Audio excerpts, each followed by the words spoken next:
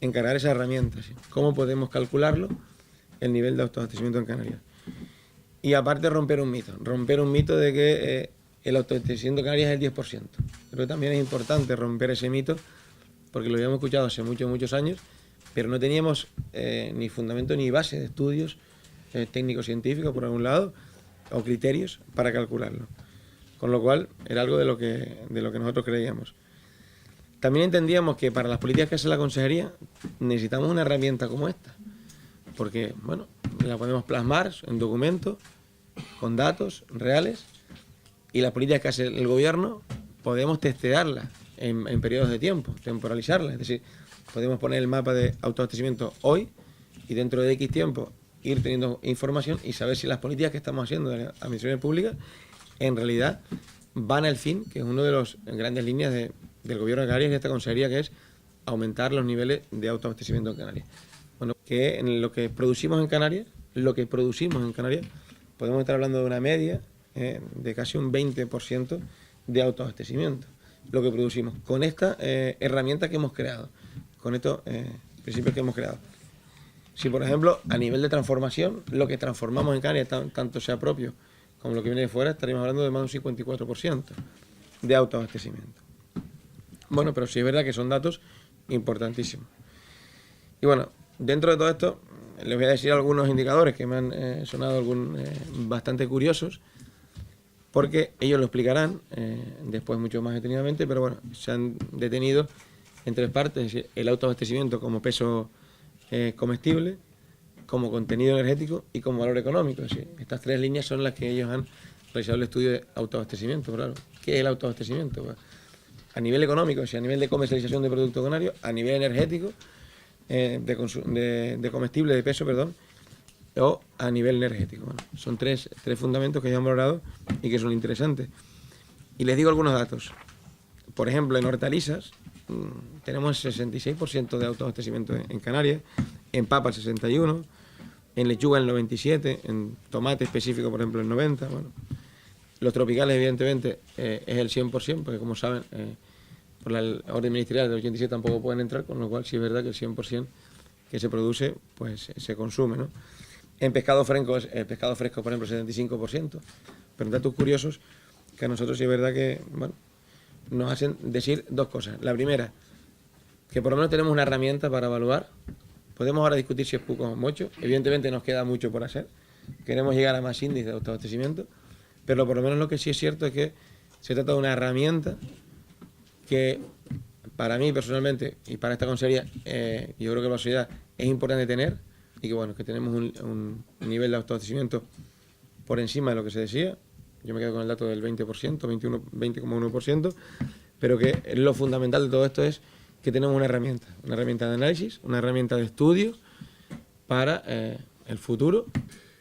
Es una herramienta que luego pasará a explicar José Juan Cáceres, que trabaja con una ventana quinquenal. Trabaja sobre la ventana temporal 2012-2016. Por lo tanto, no es el dato de 2017, sino es una media de 5 años, lo cual es necesario para evitar los altibajos interanuales en las cosechas del sector agrario y para poder omitir las variaciones de stocks interanuales. Eso no implica que no se pueda actualizar anualmente, pero lo que recomendamos es que se vaya moviendo esta ventana quinquenal. Por lo tanto, la próxima actualización sería 2013-2017.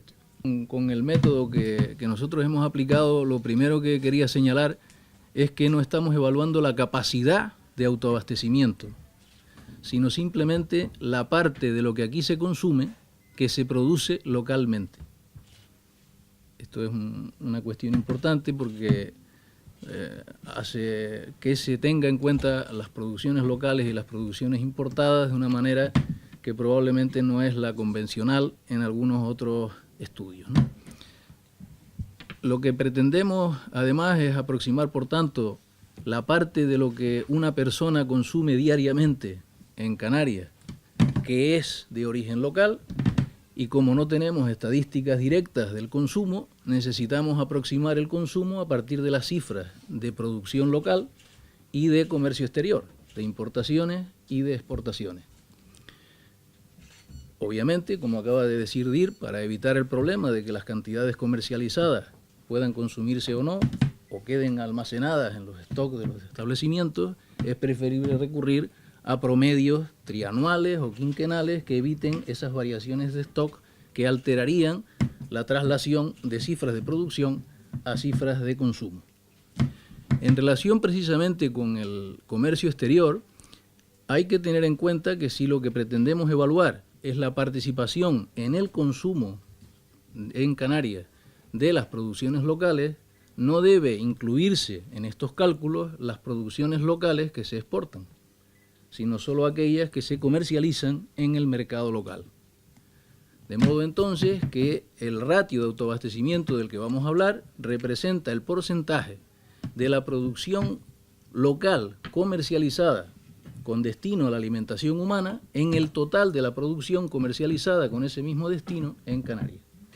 Bien, pues con estas ideas metodológicas que, como decía DIR, están mucho más detalladas, especificadas en ese informe, vamos a contar ahora algunos resultados básicos que hemos obtenido desde esta perspectiva, ¿no?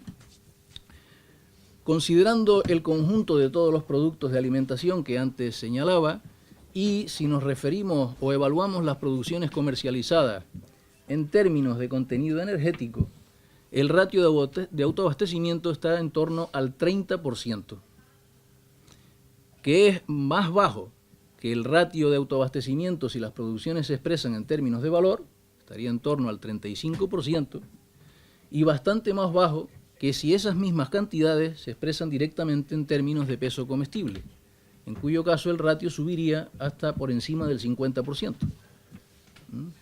Debe tenerse en cuenta que aquí hay una cierta especialización en producciones vegetales que tienen alto valor en relación con el contenido energético.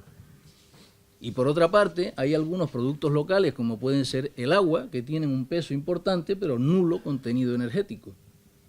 De ahí que cambien tanto los ratios en función de la dimensión que se tome como referencia. La utilidad de ese instrumento está en hacer un seguimiento. Y una de sus ventajas es que tira exclusivamente de información oficial, públicamente disponible. Todo lo que se puede criticar y debatir sobre la estadística oficial, obviamente tiene cabida, pero son datos oficiales y por ende tiene una metodología contrastada. La otra cuestión es qué es mucho y qué es poco. Canarias es, que yo sepa, la única región, comunidad autónoma española, capaz de elaborar este grado de autoabastecimiento con esta herramienta porque por sus especificidades fiscales tiene información sobre comercio exterior que otras regiones españolas no tienen. Por lo tanto, si me preguntan, ¿es mayor o inferior aquí con respecto a Madrid? La respuesta es, no lo sé. Personalmente dudo que sea inferior al de Madrid, pero no se puede comparar. Comparar siempre también significa con quién o con qué me comparo. El señor consejero apuntó antes que las economías insulares tienen en la dimensión geoalimentaria una preocupación de seguridad particular. En ese sentido, lo que preocupa en economías insulares puede ser distinto de lo que preocupa en la capital de un estado.